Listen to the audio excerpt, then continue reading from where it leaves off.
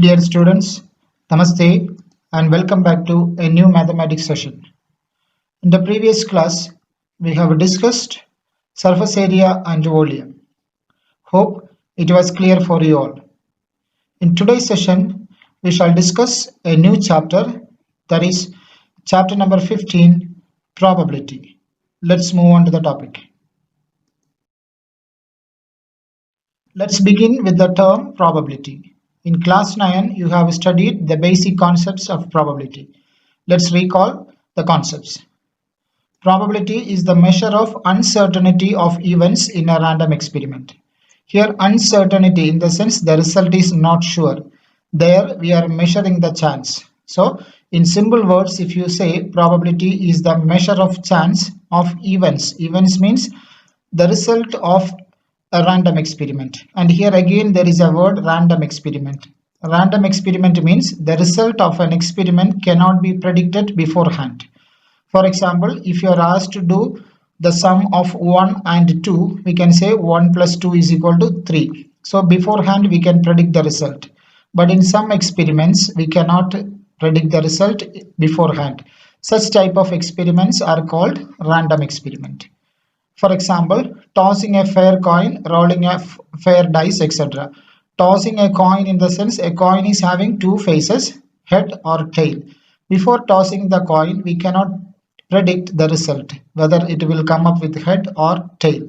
But we can only measure or we can only predict the chance. Rolling of a fair dice. Rolling of fair die in the sense a die is having 6 faces numbered 1 to 6. Before rolling the dice, we cannot predict which face will come up, whether it is numbered with 1, 2, 3, 4, 5 or 6. These are the examples of random experiments. Means here we cannot predict the results beforehand. Sample space. Results of random experiment. All the possible results of a random experiment are collecting together and forming a set. We call it is sample space. Example, for tossing a fair coin, the sample space is head and tail. These are the possible results. Whether sometimes head may come, or if the head is not coming, then there is a chance of coming tail. The outcomes of a sample space are called equally likely if all of them have the same chance of occurring. Suppose for tossing a coin, head and tail, if the coin is a fair coin in the sense there is no priority, means head, both the side head is marked or both the side tail is marked or some defects are there in the coin, then that is not a fair coin. Then there is a chance of coming a particular side is more. So a fair coin in the sense a normal coin which is not having any defects. If a fair coin is tossed, then the possibilities of coming head and tail are equal, means they are having equal chances. So a sample space are called, the outcomes of a sample space are called equally likely if all of them have the same chance of occurring. As I said before, head and tail, when you toss a coin, both are having the same chance of coming up. Next, we shall discuss experimental probability and theoretical probability. What are the difference between experimental probability and theoretical probability? Here, as the word says, experimental probability is found by repeating an experiment and observing the outcomes. Repeating an experiment in the sense we are just doing an experiment continuously and we are just collecting the outcomes and finding out the probabilities.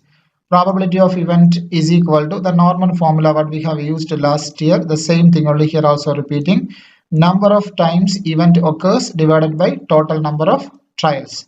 For example, a coin is tossed 10 times.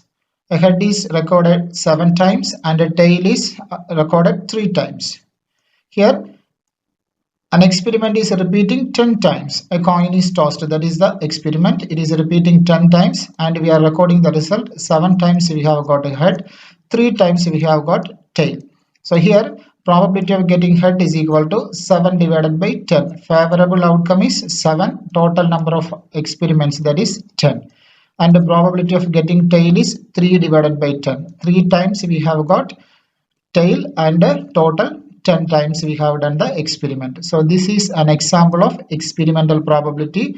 Experimental probability in the sense we are conducting an experiment continuously and recording the results. Based on the results, we are writing the probability. That is experimental probability.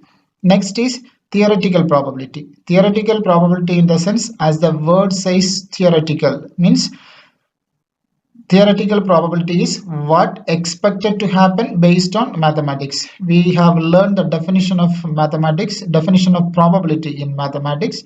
By using that definition of probability, we are defining the probability of that particular event. Such probabilities are called theoretical probability. For example, a coin is tossed. Here a coin is tossed only one time. So we have learned that when a coin is tossed, we have two outcomes, head or tail. So total number of outcome is 2. Means instead of 10, we are writing 2. And out of these two outcomes, one will be head and another one will be tail. So probability of getting a head is 1 out of 2. And the probability of getting a tail also 1 out of 2.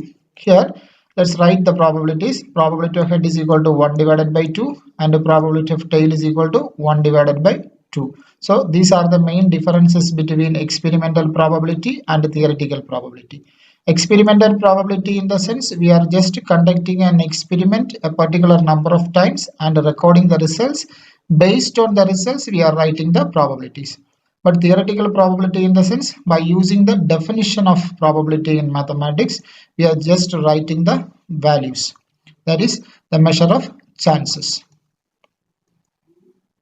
Here, the theoretical or classical probability of an event E written as P of E is defined as P of E is equal to number of outcomes favorable to E, or simply if you say favorable outcomes, number of favorable outcomes divided by number of all possible outcomes of the experiment. Simple language, if you say P of E is equal to number of favorable outcomes divided by total number of outcomes. Formula is same. Last year and this year, the formula what we have learned is same. Next, we shall discuss some important points from this chapter, probability. The probability of an event E is a number P of E such that 0 less than or equal to P of E less than or equal to 1. Means the probability of an event when you calculate, it always lies between 0 and 1, both included. Means 0 also chances are there, 1 also chances are there, and numbers between 0 and 1 also chances are there. So the probability of an event always lies between 0 and 1. It will not go above 1 and it will not come down to 0. So it lies between 0 and 1. The probability of an event which is sure or certain to occur is 1. Such an event is called a sure event or certain event. Here, probability of an event is 1 means we can call such event is certain event or sure event. Here, consider an example, rolling a die. And let's take an event P of E. E in the sense getting a number less than 7. This is our event, getting a number less than 7. Probability of getting a number less than 7 in the sense that is 6 by 6, that is equal to 1. It is a sure event. How we have got a sure event? In the sense probability is 1. So how can we identify that it is a sure event? As we know that when we are rolling a die is having 6 faces numbered 1 to 6. So all these numbers 1 to 6 are less than 7. So anyway, if you roll a die, you will get a number less than 7. It is sure to happen. So directly we can write the probability as 1. Next is the probability of an event which is impossible to occur is 0. Such an event is called an impossible event. For example, if you are doing an event and you will know that it will never happen, it is impossible to happen, then directly we can write the probability as 0. Such event are called impossible event. Consider an example. A box contains 3 blue, 2 white and 4 red marbles. If a marble is drawn at random from the box, the probability that it will be an orange color. So in a box there are some marbles, it is there, that is 3 blue, 2 white and 4 colors. If you note, it is blue are there, white marbles are there, red marbles are there. but you are asked to choose an orange color marble from the box. So it is not at all possible, because when it is given to you, it is having blue, white and red marbles, but you are asked to draw a orange colored marble. So it is not there within the box, so it is not at all possible. So it is called an impossible event, and directly we can say that the probability is 0. Here next is complementary events. Complementary event means the event representing not E is called the complement of event E, and we say that the events E and E dash are complementary events. The event representing not E, for example, probability of raining today is given to you, and if you want to write the complement of event E in the sense probability of not raining today, once again probability of raining today is given to you, then if you want to write the complement in the sense, we can say probability of not raining today, means just opposite of the given event, and it is represented by E dash. E on top there should be a bar, we can read as E bar or E complement or E dash. So E and E dash are complementary events because one is the opposite of another one. Probability of raining today is given to you, and its complement is probability of not raining today. So always P of E and P of E dash or E complement, when you add you will get the answer as 1, means the probability of E plus probability of E complement is equal to 1. This is a very important result. For example, as I said before, if it is given to you probability of raining today, then if you are asked to calculate the probability of not raining today, in the sense you have to find out the difference 1 minus probability of raining today. How we have got in the sense P of E is equal to 1 minus P of E dash. For example, P of E, if you want to calculate, take this P of E dash to the right side. So it becomes 1 minus P of E dash. And this is the way we calculate the complementary events probability. Next, we shall discuss elementary event. An event having only one outcome of the experiment is called an elementary event. Only one outcome of the experiment. An event having only one outcome of the experiment. Let's take an example and discuss. Getting a head when a coin is tossed once. So when a coin is tossed once, there are two possible outcomes.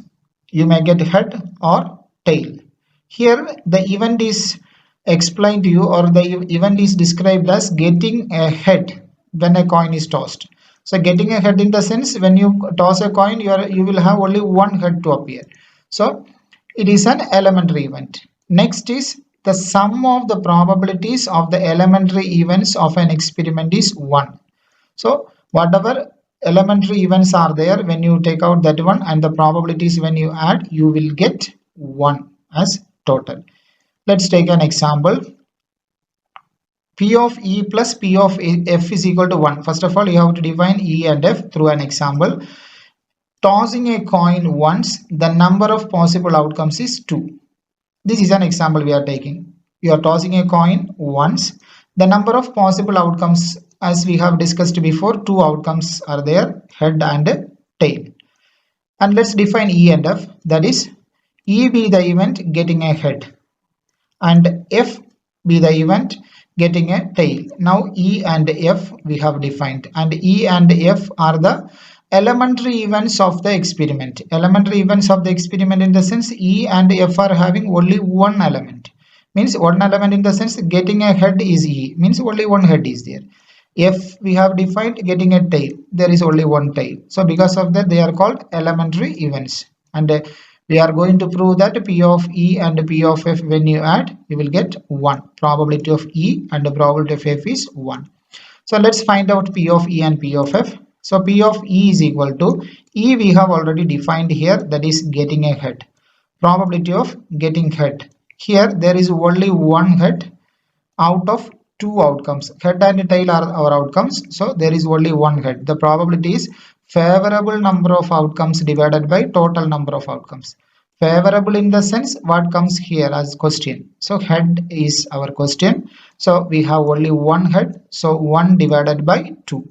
Next is probability of F. F we have defined getting a tail. P of f is equal to P of tail. Tail in the sense we have only one tail, that is our favorable outcome. Number of favorable outcome is 1 divided by total number of outcomes. Here we have 2 outcomes, so 1 divided by 2. Let's check by adding P of E plus P of F.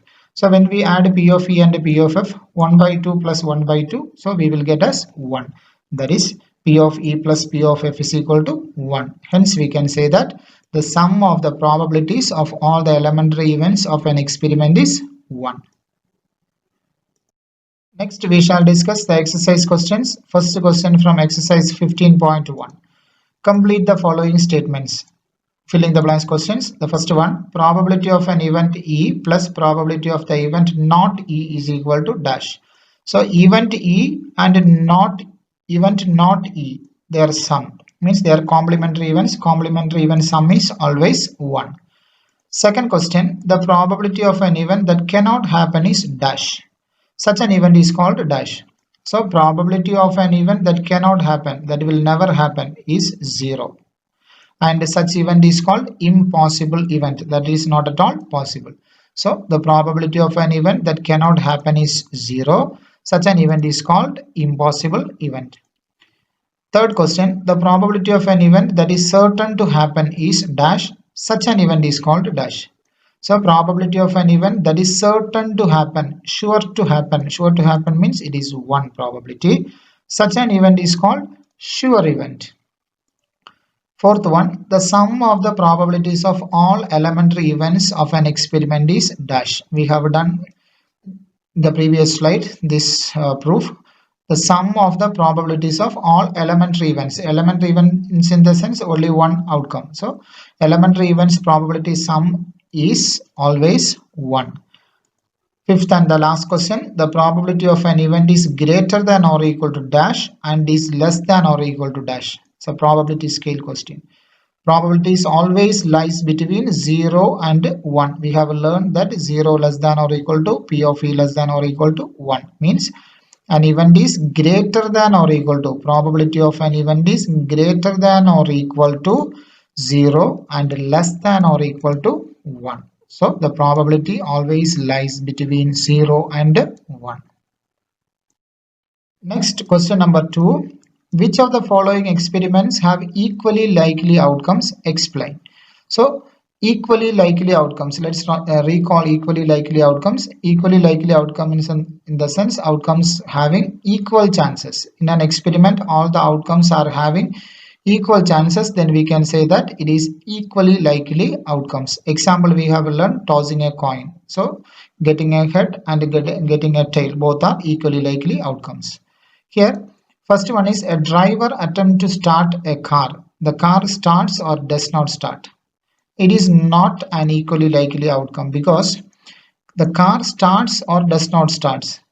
It depends upon several other factors. For example, the weather is also a factor. If it is a rainy day or if it is a very cool day, then the car may not start. So the probability is not equally likely, means both starting or not starting, not having the same probability. So we can say that this is not an equally likely outcome.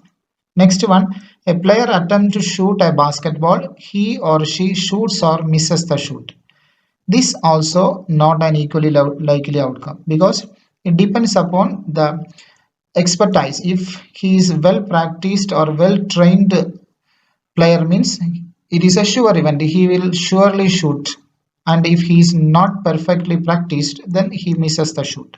So this is also not equally likely outcomes because other factors are influencing like practice and expertization and all those things. So this is not an equally likely outcome. Next one is a trial is made to answer a true or false question. The answer is right or wrong.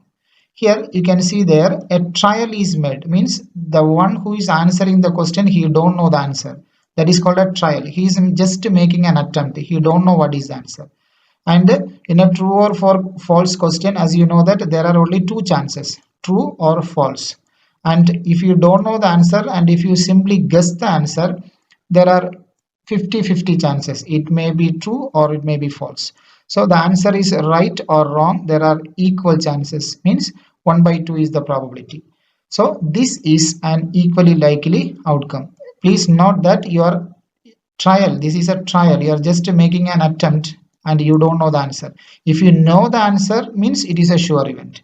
And if you don't know the answer, then it is, if you are not knowing about the answer prior to attending the question, then only we can say that it is equally likely. 50-50 chance. Next is a baby is born, it is a boy or a girl. So here a baby is born. Before birth, of course, now new technologies are there.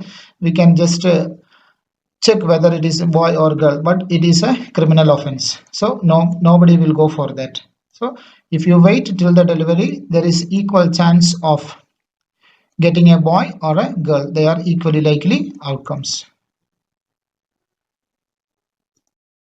Next, we shall discuss question number 3. Why is tossing a coin considered to be a fair way of deciding which team should get the ball at the beginning of a football game? So here it is mentioned in the case of a football game, but almost all the games they used to toss a coin before starting. So like in cricket, which team should bat first or which team should ball first? The decision is made by making after tossing the coin. So both the captains will be called at the center and they used to toss the coin. And here in case of football also, which team should get the ball at the beginning, at first. So that is decided by tossing a coin. Why it is considered to be a fair way of decision making? That is what the question. So quite simple, because when you toss a coin, fair coin, it is having two outcomes. Means either head may come up or tail may come up. And both head and tail, they are having equal chances of coming up.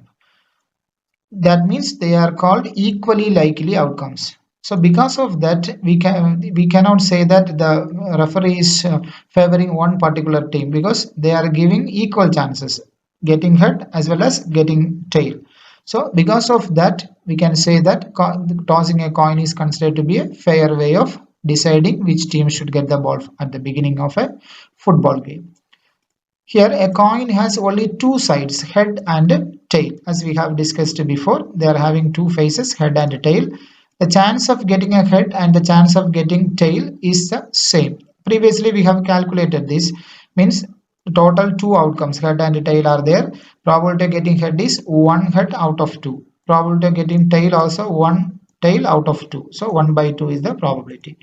Thus, tossing a coin is a fair way of decision making, because both the outcomes, head and tail, are equally likely because they are having equal chance. Which means that the result can never be biased and both teams have an equal chance of winning. Which means that the result can be never be biased. Biased in the sense a particular team is supported. Not like that. They are having equal chances. Both the teams are given equal chances. So the main reason is here equally likely, because the outcomes are equally likely. That is why tossing a coin is considered to be a fair way of making decisions in game. Next we shall discuss question number 4. Which of the following cannot be the probability of an event? So there are 4 values given to us. First one is 2 by 3. So when you divide 2 by 3, the denominator is more, numerator is less. Means it is always less than 1. So numerator is smaller and the denominator is bigger. Means when you divide, you will get a 0 point something here. And here when you check, it is a negative value, minus 1.5.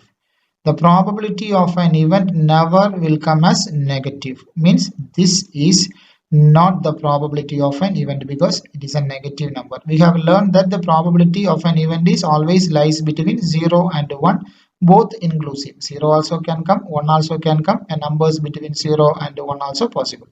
So this is okay, 2 by 3.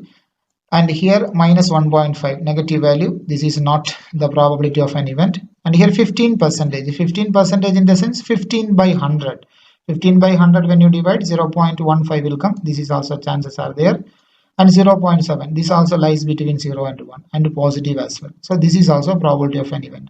Only one number which is not the probability of an event, that is minus 1.5, because it is a negative number.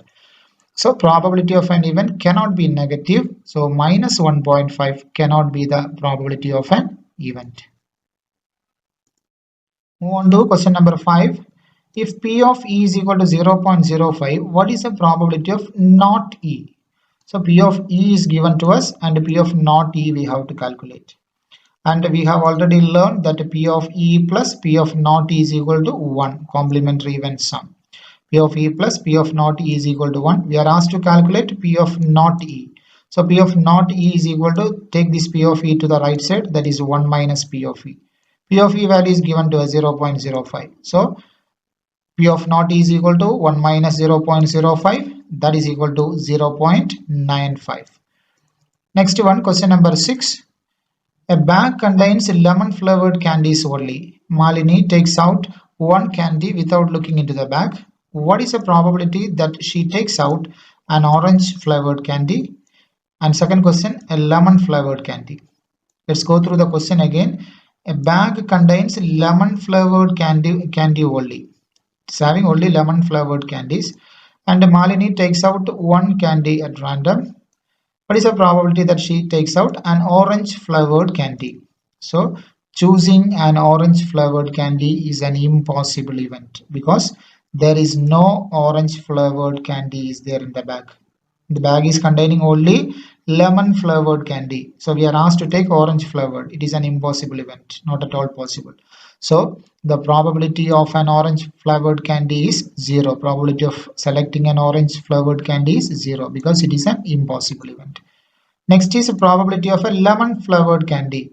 The bag full contains lemon flavored candy only. So whether you are looking at the bag or not looking at the bag, and if you pick a candy from the bag, you will get a lemon flavored candy only. So it is a sure event. Choosing a lemon colored flavored candy is a sure event because the bag is containing full of lemon flavored candy, and your event also lemon flavored candy only, picking a lemon flavored candy from the bag. It is a sure event. So the probability is 1.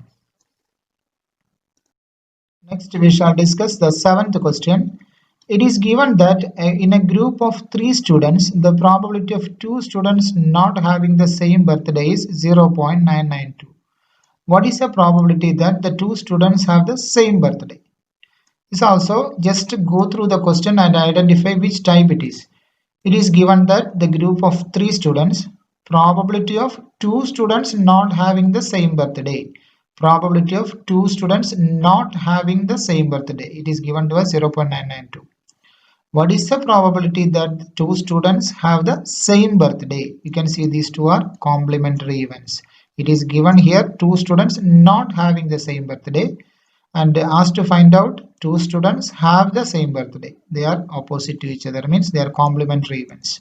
So P of E plus P of not E is equal to 1.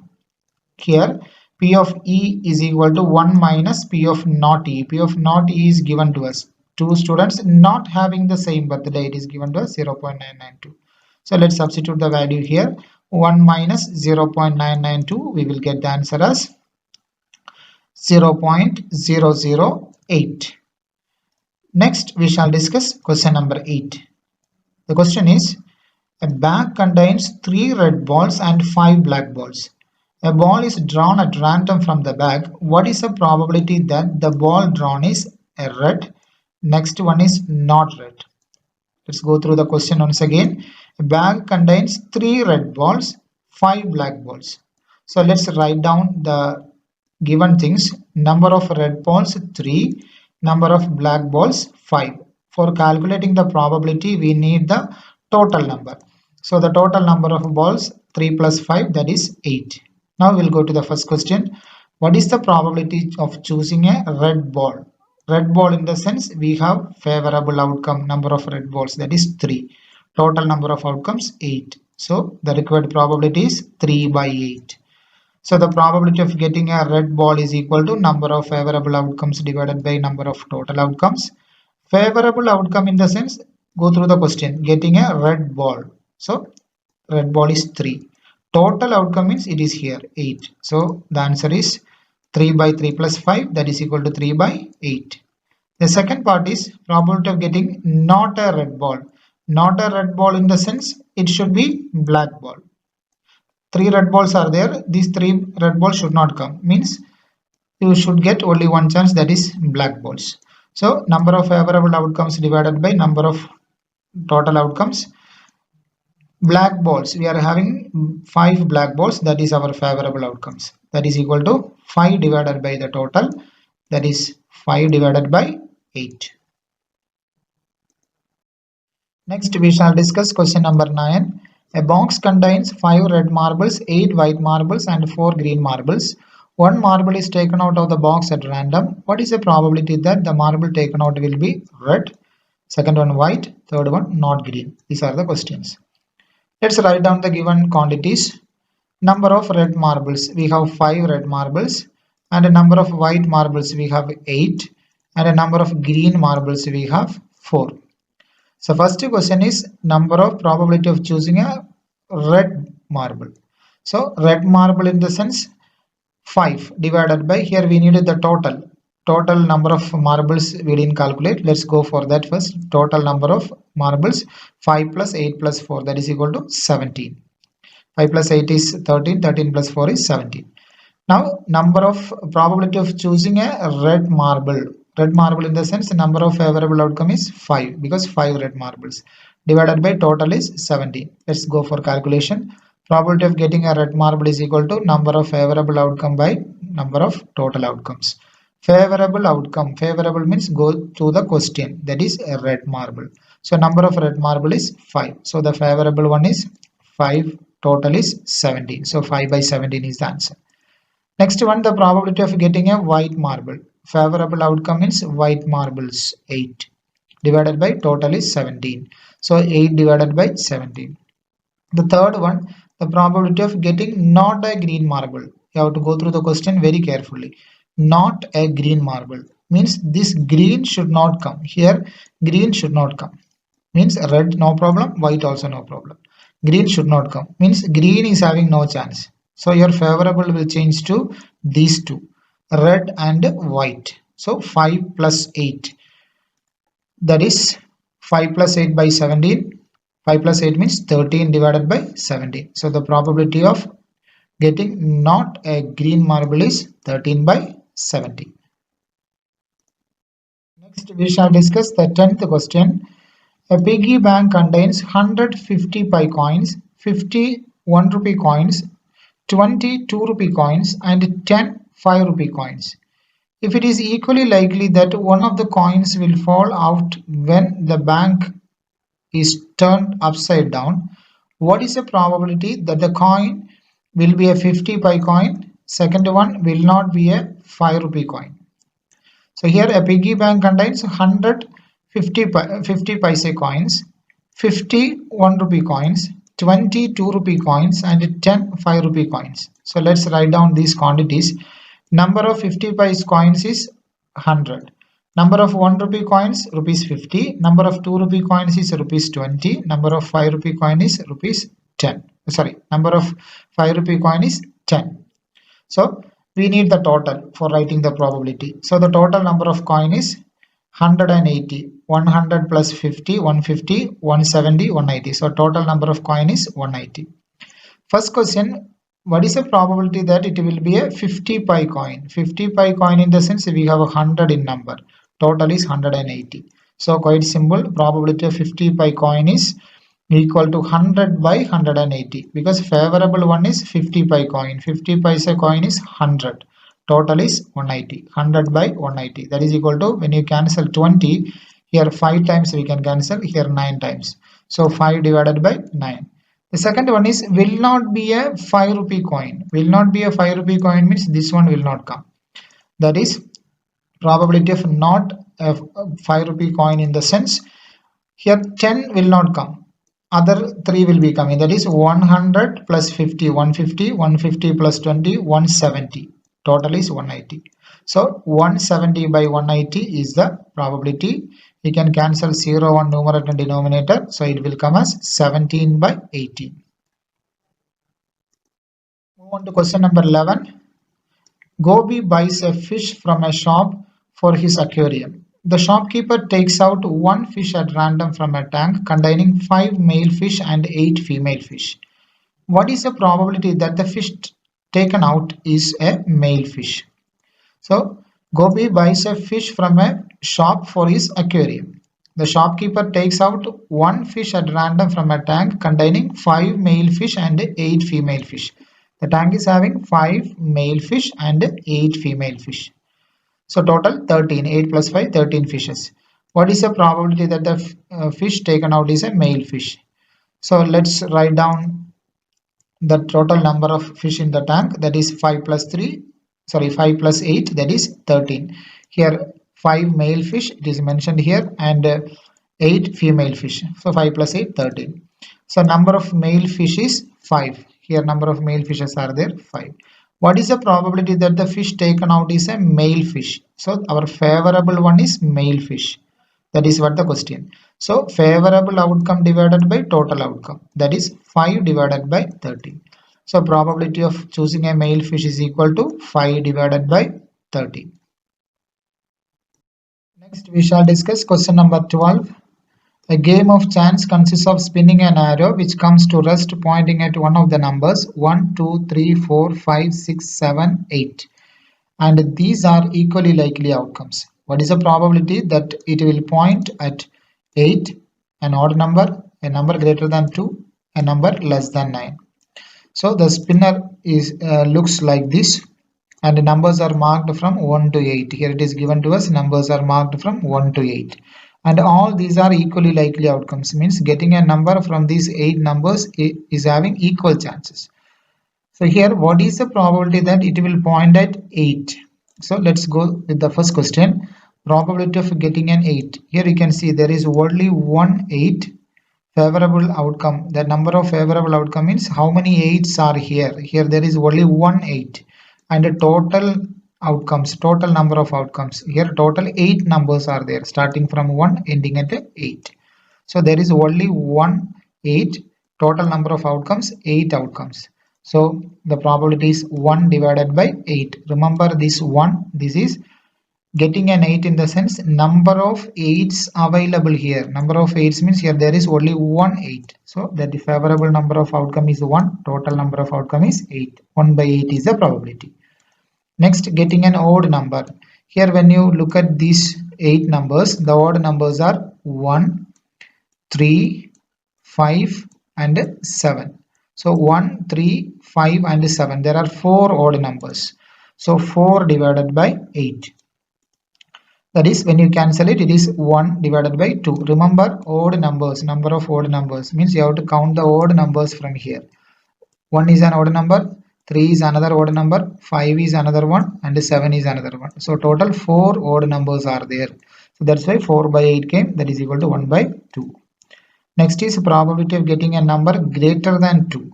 You can see here, number greater than 2. How many numbers are there greater than 2?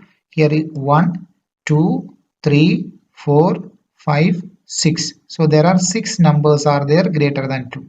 So the probability is 6 divided by the total numbers 8. 6 divided by 8, when you cancel 2, we will get us 3 by 4. Next one, a number, probability of a number less than 9. Probability of getting a number less than 9. Here you can see all numbers are less than 9 only. Starting from 1 and coming up to 8. So these all numbers are less than 9. So it is a sure event actually. So that is 8 by 8, that is equal to 1. Dear students, today we have discussed the concept of probability and solved question number 1 to 12 from exercise 15.1. I request all the students to go through these notes and the problems, and if you have any doubt, please note it and keep. We will discuss it during the discussion session. Thank you for watching.